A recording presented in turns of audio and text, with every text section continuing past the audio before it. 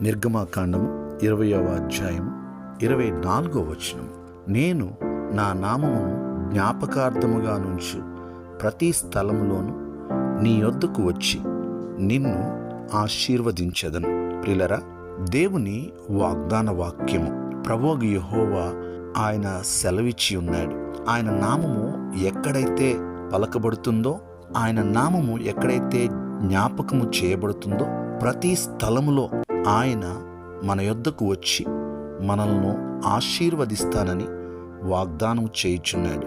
నీవు ఏ స్థలమందున్నప్పటికీ ఆయన నామమును నీవు స్మరించితే, ఆయన నామమును నీవు జ్ఞాపకము చేసుకుంటే, తప్పకుండా ఆయన ఆ స్థలములోనికి వచ్చి నిన్ను ఆశీర్వదిస్తాడు. అది ఏ స్థలమందైనా గాని ఆయన తప్పక వచ్చి నిన్ను ఆశీర్వదిస్తాడు. పరిశుద్ధుడా, పరమ తండ్రి, సకల ఆశీర్వాదములకు కారణభూతుడా, మీకు వందనాలు.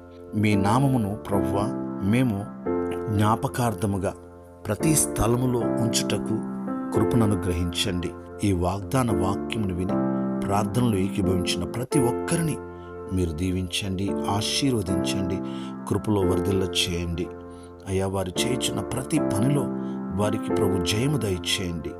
అయ్యా, మీ నామునికే మహిమ చెల్లిస్తున్నాం. మీరు నిశ్చయముగా మా యొద్దకు వచ్చి మమ్మల్ని ఆశీర్వదించే దేవుడుగా మీరు ఉన్నందుకు వందనాలు చెల్లిస్తూ, మీకే స్తుతులు చెల్లిస్తూ, యేసయ్య నామములో ప్రార్థించి స్తుతించి అడిగి వేడుకొనుచున్నాం పరమ తండ్రి. ఆమేన్.